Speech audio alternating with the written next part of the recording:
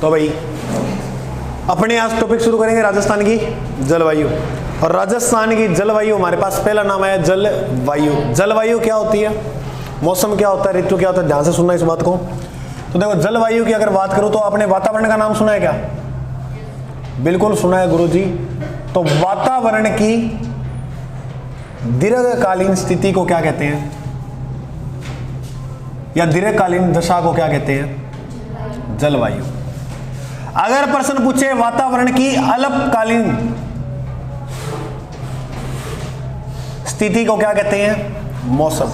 अगर आपसे प्रश्न पूछे वातावरण के कुछ महीने की स्थिति को क्या कहते हैं, या कुछ महीने की दशा को क्या कहते हैं, तो उसे कहते हैं ऋतु। क्या कहते हैं? देखो जलवायु जो होगी ना, उसमें दीर्घकालीन का मतलब होता है बड़े टाइम तक, यानी लगभग ये देखने को मिलेगी आपको 30 से 35 वर्षों में एक बार जलवायु आपको जो देखने को मिलेगी ना अलग उस क्षेत्र की। तो कितने वर्षों टाइम लग जाएगा? 30 से 35 वर्ष। अगर तुम्हें देखना है ना कि मौसम जो बदलता है, तो वो सप्ताह मान लो, सप्ताह मान लो, या तो 3 या 4 दिन मान लो,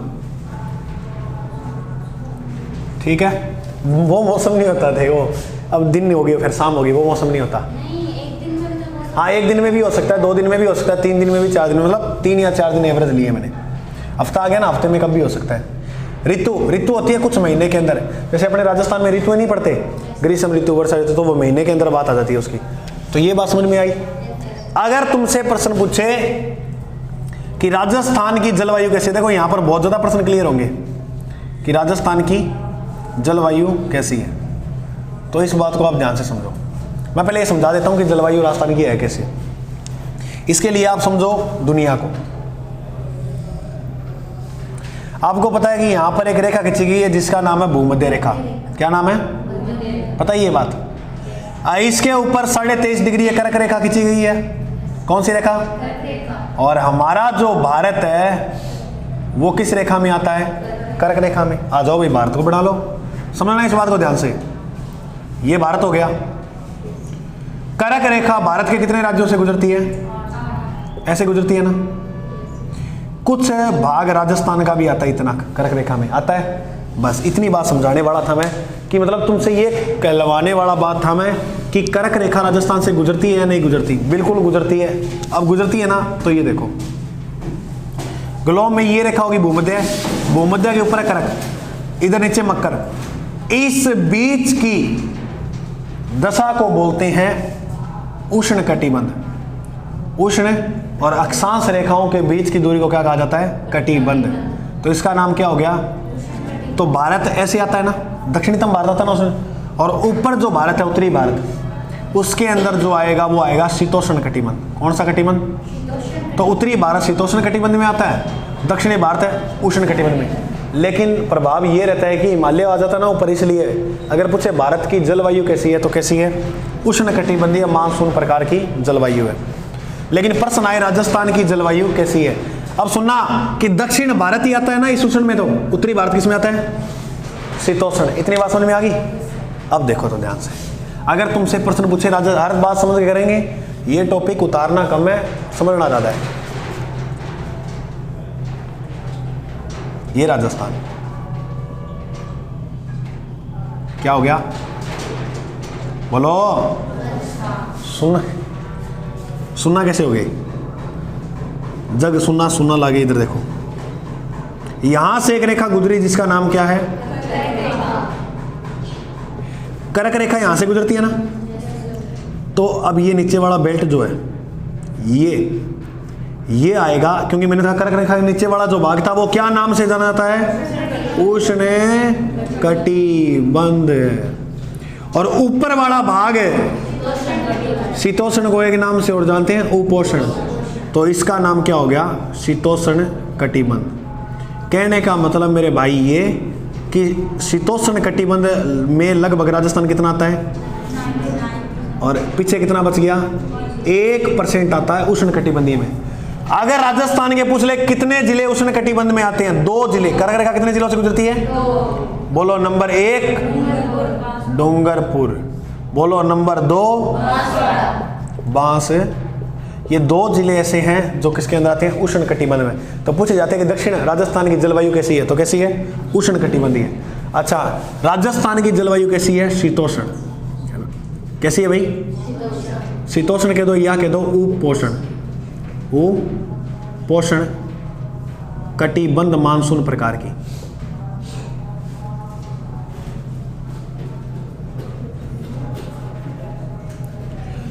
अब एक नाम सुनना ध्यान से, ये मैंने लिखा यहां पर क्या, उपोष्ण कटिबंध। कल वाले पेपर में प्रश्न आया था, ये जो हुआ था ना वनक्ष का, उसमें क्या था, खेजड़ी वृक्ष जो है वो किस वनस्पति के अंदर उगता है। अब ये बात तो तुम्हें दिमाग में, जैसे मरुस्थल में जो वन उगते हैं ना वो कटीले वन होते हैं। कैसे वन होते हैं, कटीले। कटीला जी का मतलब कटीले वन समझते हैं ना। तो उपोष्ण कटिबंध कटीले वन, सिंपल है। अब ये प्रश्न वही सही कर गया है जिसने जलवायु को अच्छा समझा है। अब जैसे ये नहीं पता ना कि जलवायु कैसी पाई जाती है राजस्थान में, उनको पता ही नहीं है, तो वो कैसे प्रश्न करेंगे कि वन कैसे पाए जाएंगे। समझ में आ गई बात, ठीक है। अब देखो मैंने यहां पर एक नाम लिखा, क्या भाई, मान, आया नहीं आया नाम। मानसून की अगर बात करें तो मानसून एक अरबी भाषा का शब्द है। किस भाषा का शब्द है, और इस अरबी भाषा में इसका अर्थ होता है मौसम। क्या होता है, मौसम।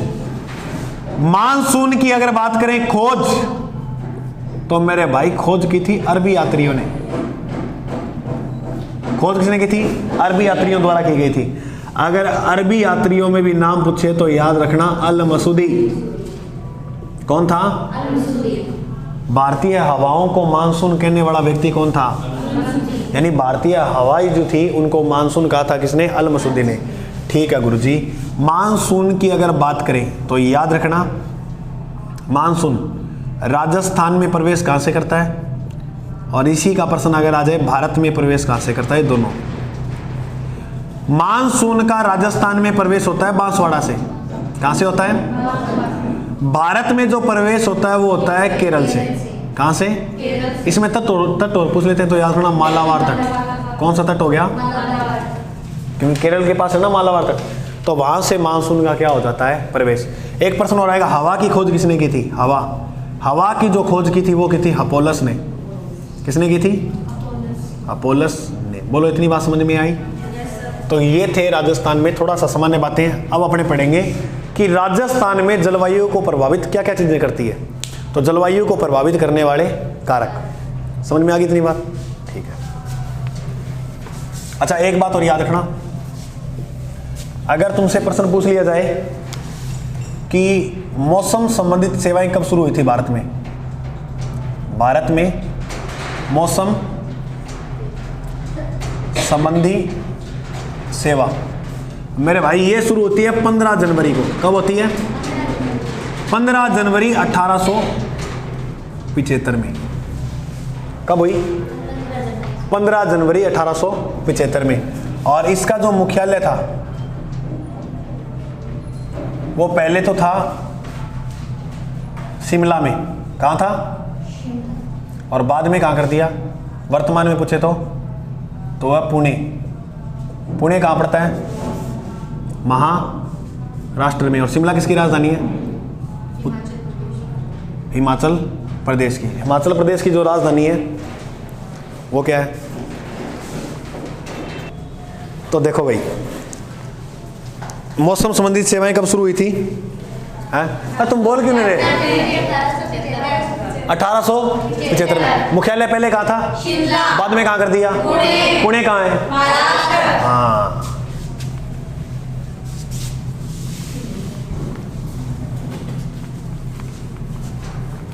अब मेरे को बताओ मानसून किस भाषा का शब्द है, उष्ण कटिबंधीय। राजस्थान के 2 जिलों में जलवायु पाई जाती है, बोलो कौन कौन से, बांसवाड़ा और। अगला पॉइंट है जलवायु प्रभावित करने वाले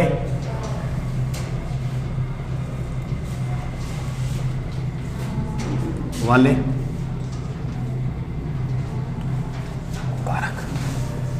देखो जलवायु को प्रभावित करने वाले कौन कौन से कारक हो सकते हैं। नंबर 1, 2, 3, 4, 5, 6 देखते हैं। सबसे पहला है अक्षांशीय स्थिति। क्या है, अक्षांशीय स्थिति। अक्षांशीय स्थिति जलवायु को प्रभावित करती है नहीं करती? बहुत करती है गुरुजी। दूसरा है समुद्र तल से ऊंचाई। उसके बाद है समुद्र तल से दूरी। इसके बाद आ जाएगा अरावली पर्वतमाला। उसके बाद आ जाएगा धरातलीय स्थिति, धरातलीय स्थिति। उसके बाद आ जाएंगे वन। उसके बाद क्या आ जाएंगे? और उसके बाद आ जाएगी वर्षा। ये जो है वो जलवायु को क्या करते हैं भाई? प्रभावित। सबसे पहले अपने पढ़ते हैं जलवायु को प्रभावित करती है अक्षांशीय स्थिति। एक एक पॉइंट लेके आराम से पढ़ेंगे, समझ में आ जाएगा। चलो देखो, सबसे पहले देखो अक्षांशीय स्थिति क्या होता है। अक्षांशीय स्थिति की अगर अपने बात करें तो ये ग्लोब हो गया, हो गया। ग्लोब में इस प्रकार से काल्पनिक रेखा खींची गई है। बताओ इसका नाम क्या है? 0 डिग्री अक्षांश रेखा, या इसे क्या बोलते हैं? भूमध्य रेखा। ध्यान से सुनना इस बात को। इसका नाम क्या होगा? भूमध्य रेखा। इसके ऊपर एक काल्पनिक रेखा और खींची गई है। 0 के बाद क्या आता है? 1 2 3 ऐसे करते जाएंगे, ऊपर 23.5 डिग्री पे आएगी वो रेखा, जिसका नाम क्या है भाई? करक। आवश्यकता यहाँ तक है क्योंकि यहाँ राजस्थान आ जाएगा, कर्क रेखा में आता है नहीं आता। उसके बाद अपने बात करें, एक यहाँ खींची गई ये रेखा, ये भी 23.5 डिग्री। इसका नाम क्या है? मकर रेखा। मेन मामला चलेगा सूर्य का। किसका चलेगा? सबसे पहले मैं आपको एक बात बताऊं तो सूर्य चमकता है वो इस रेखा पे। सूर्य गुरुजी यहां कब चमकता है? यहां सूर्य चमकता है 21 मार्च को। 21 मार्च को सूर्य किस रेखा पे चमकता है? अब देखो, भारत यहां पर आता है ना, इस रेखा पे आता है। अब जब सूर्य यहां चमकेगा ना बीच पे, तो यहां भी स्थिति समान बनेगी, इधर भी समान बनेगी। अगर मैं आपसे प्रश्न पूछूं, हमारे जो सामान्य दिन होते हैं वो कब होते हैं? 21 मार्च को। क्योंकि देखो अपने भारत में ना ठंड होगी ना गर्मी होगी। क्यों? क्योंकि सूर्य जो होता है वो भूमध्य रेखा पे होता है। 21 मार्च के बाद सूर्य उत्तरायण होना शुरू हो जाता है। उसके बाद तुम एक बात नोट करना कि गर्मी होना शुरू हो जाती है मार्च के महीने के बाद। मार्च के बाद क्या आता है? 22 मार्च, 20 के बाद अप्रैल, मई, जून। और जून की 21 तारीख को, 3 महीने लग जाते हैं आने में। जून की किस तारीख को? 21 जून को सूर्य कहाँ चमकता है? कर्क रेखा पे। और जून वाला महीना देखो कितना गर्म होता है। क्यों है?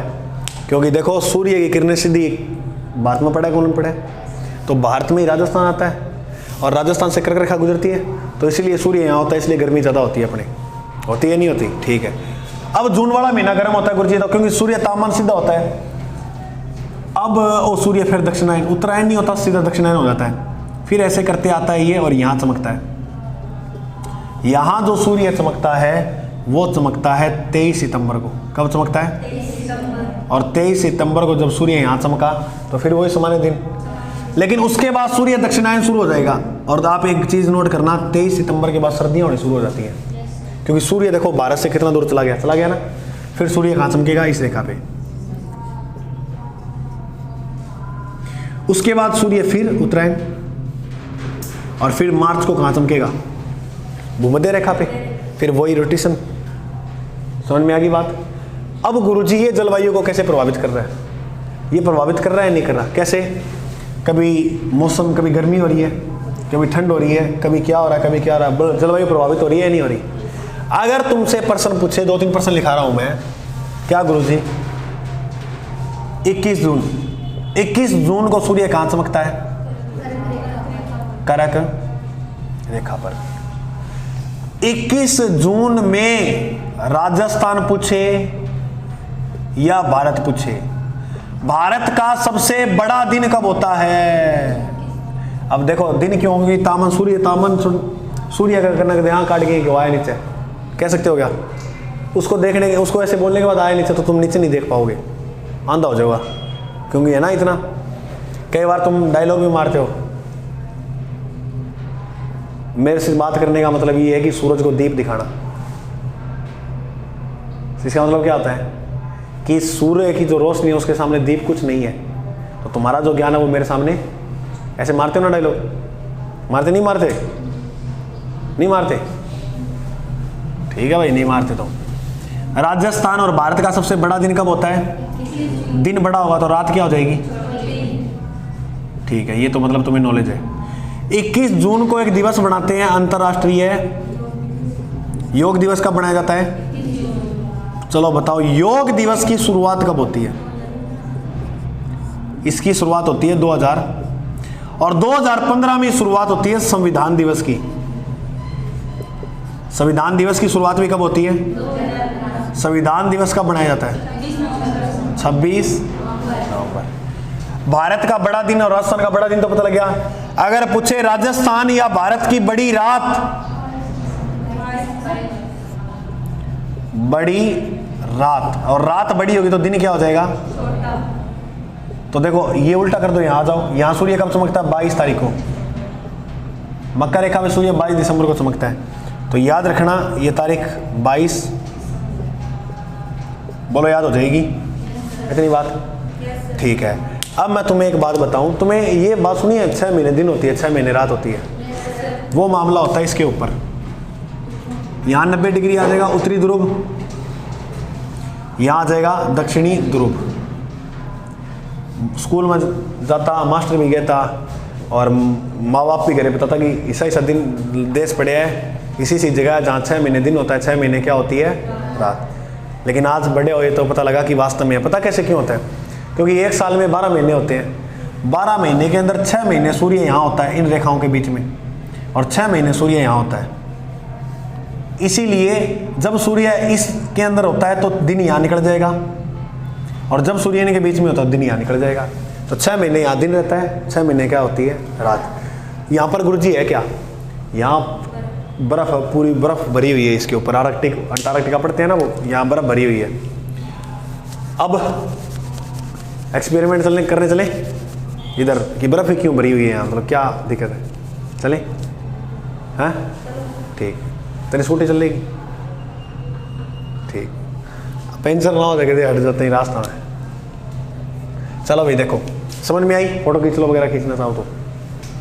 अक्षांश स्थिति समझ में आई कैसे प्रभावित करती है? अक्षांश रेखाओं के बीच की दूरी को कटिबंध कहते हैं, याद रखना। और अक्षांश रेखा के बारे में बताने वाला पहला व्यक्ति था इरेस्टोस्थनीज। ऐसे लिखना, अक्षांश व देशांतर रेखा के बारे में बताने वाला जो पहला व्यक्ति था ना, उसका नाम था इरेस्टोस्थनीज।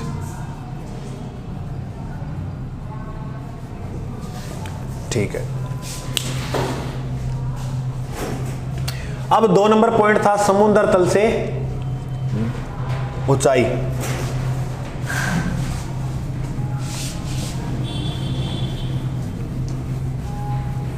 समझ में आ गया ये पॉइंट? जाएगा कहाँ? आएगा। 2 नंबर पॉइंट जो है वो है समुद्र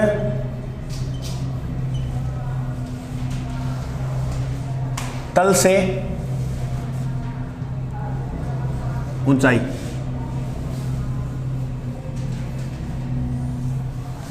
इसमें क्या पॉइंट है? ये सबसे इंपॉर्टेंट है समझना, ये तुम्हारे जीवन में भी परिवर्तन लाएगा। ऐसी बात है तो गुरुजी जरूर समझेंगे। ये मानो कि तुम, ये वाला जो बेल्ट इधर जल भरा हुआ है, क्या भरा हुआ है? ये जल।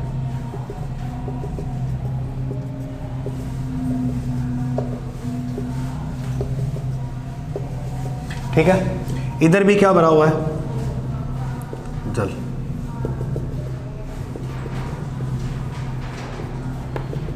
बहुत ही अच्छा कंसेप्ट है, समझना इसको ध्यान से।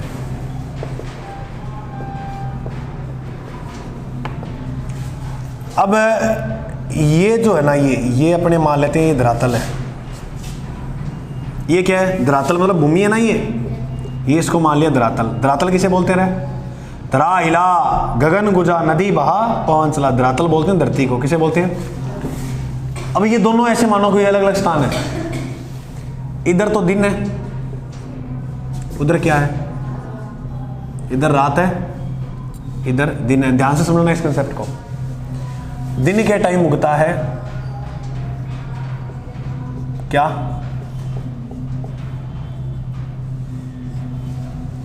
क्या है ये? हाँ, सूरज यानी सूर्य। सूर्य गर्म होता है, ठीक है। पहले इसको समझो फिर वो समझाता हूं। अब सूरज जो गर्म होता है, जिस समय सूरज यहां निकलेगा तो यहां का तापमान क्या होगा? तापमान क्या होगा बोलो?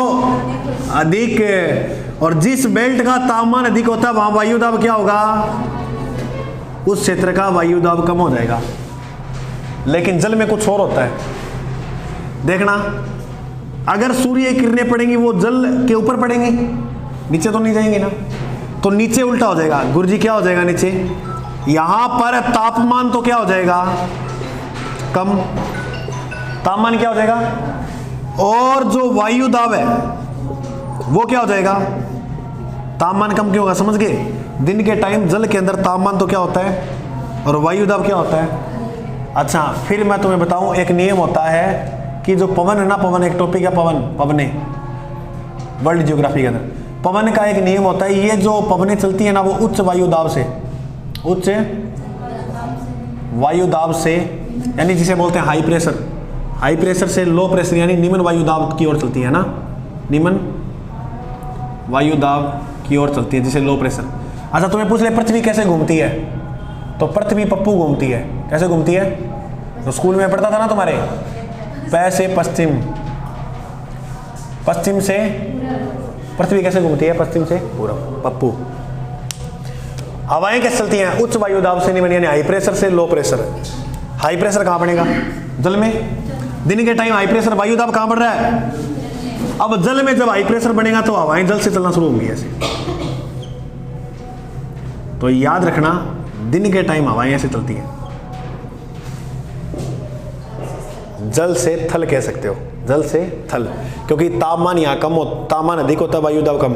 और हवा का नियम होता है वायु दाब यानी उच्च वायु दाब से निम्न वायु दाब की ओर चलेंगे। ठीक है, अब उधर आ जाओ। रात के टाइम क्या उगता है?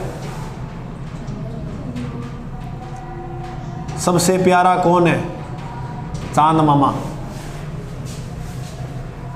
चांद होगा, रात में ठंड होगी, ठंडी सी होगी, तो बोलो तापमान कैसा हो जाएगा? तापमान बोलो कम। तापमान कम होगा, वायु दाब कैसा हो जाएगा? रात के टाइम वायु दाब हो जाता है अधिक। जल में उल्टा होता है, रात के टाइम जल में क्या होता है? तापमान। समझना इस कंसेप्ट को। और वायु दाब होता है कम। रात के टाइम वायु दाब स्थल पे क्या होता है? अधिक। तो हवाएं कैसे चलती हैं? उच्च वायु दाब से चलेंगी ना। आगे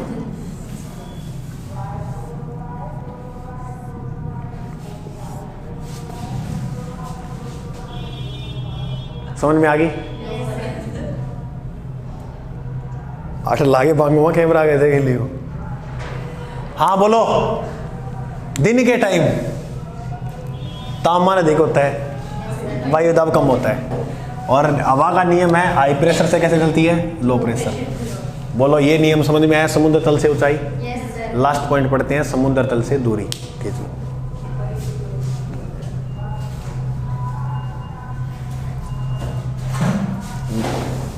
जल्दी खींचो।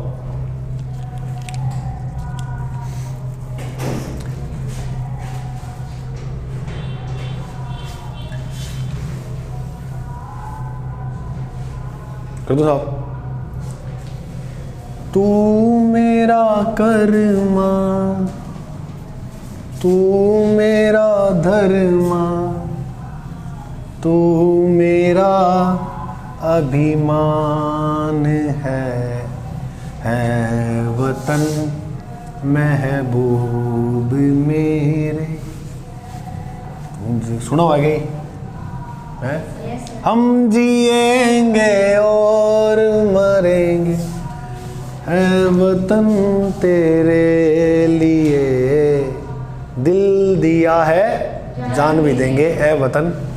देखो भाई वो तो आओ लहंगा ले दे, इन्ने रुपये एक बार ले दे फिर घुमा ले दे, अपने को तो हिसाब है। कदे कदे अलग बात है। अब अपने पढ़ेंगे आगे समुद्र तल से ऊंचाई या दूरी। अच्छा मैं एक बात और बता दूं तुम्हें, धरातल से 165 मीटर ऊपर जाने पर 1 डिग्री तापमान क्या है?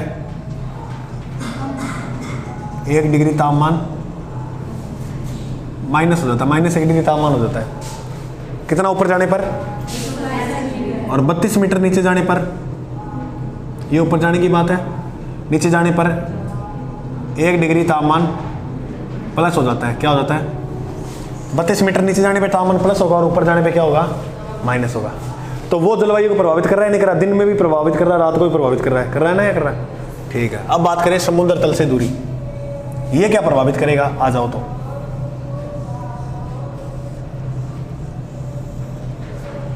ये क्या है गुरुजी? ये तो राजस्थान है। अब राजस्थान को आप देखो भारत के नक्शे में, फिर अच्छा समझ पाओगे इसको।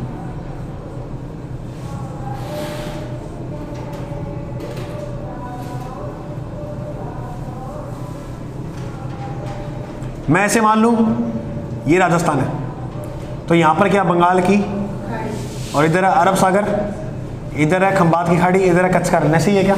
चलो मैं ये यहां बना रहा हूं। राजस्थान में इधर तो क्या है? बंगाल की खाड़ी। राजस्थान में इधर जो है वो क्या है? अरब। और गुजरात के अंदर 2 पॉइंट हैं, एक तो है कच्छ का रण, क्या है भाई, और एक है खंबात की खाड़ी। क्या है? क्या पहले आता है? कच्छ का रण ऊपर है, ये वाला कच्छ का रण है, ये वाला क्या है? खंबात की खाड़ी। राजस्थान बंगाल की खाड़ी से कुल 2900 किलोमीटर दूर है। यानी अगर तुम्हें बंगाल की खाड़ी में जाना तो कितनी दूरी तय करनी पड़ेगी? ठीक है। अगर तुम्हें राजस्थान से अरब सागर की ओर जाना है तो तुम्हें दूरी तय करनी पड़ेगी 400 किलोमीटर की। कितनी तय करनी पड़ेगी? अगर तुम्हें जाना है राजस्थान से कच्छ का रण तो तुम्हें दूरी तय करनी पड़ेगी 225 किलोमीटर की। कितनी? अगर तुम्हें राजस्थान से जाना है खंबात की खाड़ी तो तुम्हें दूरी तय करनी पड़ेगी 275 किलोमीटर। कितना किलोमीटर? कहने का मतलब ये, यहां पर राजस्थान है, ठीक है। राजस्थान से जल वाला भाग देखो कितना दूर है या नहीं है? तो एक तो मान लो अपने यहां लेते हैं गोवा की जलवायु, एक लेते हैं राजस्थान की जलवायु। दोनों जलवायु भिन्न होगी या नहीं होगी? क्योंकि इसके पास जो लगता है वो क्या लगता है? जल लगता है। क्या लगता है? अपना जो है वो समुद्र तल से दूर है या नहीं है? है या नहीं है? तो दूर होगा तो जलवायु प्रभावित देखने को मिल जाएगी। गोवा और राजस्थान की जलवायु में दिन रात का अंतर होगा। यहाँ की जलवायु जल लगता है तो ठंडी होगी, इधर क्या होगी? ठंडी नहीं होगी। क्लियर? एक बात और सुनना, समुद्र तल से दूरी की अगर बात करें, हमारा जो आधार माना जाता है भारत में वो कहाँ माना जाता है ऊंचाई मापने का?